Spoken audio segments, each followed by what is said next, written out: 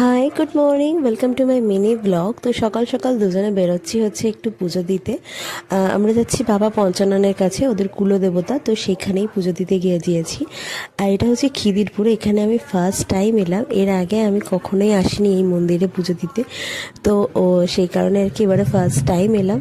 আর এই হচ্ছে বাবা পঞ্চানন। আর গিয়ে খুব সুন্দরভাবে পুজো হয়েছে, একদম ফাঁকা ফাঁকাই ছিল। গিয়েছি, কিছুক্ষণের মধ্যেই পুজো হয়ে গেছে, খুব ভালো করে পুজো দিতে পেরেছি।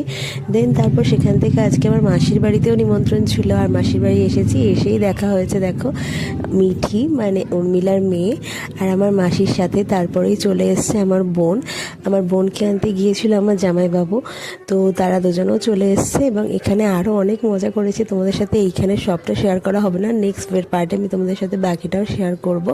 আর এদিকে দেখো ও মিঠির জন্য একটা চকলেট এনেছে, সে মহা আনন্দে চকলেটটা চেটে চেটে খাচ্ছে।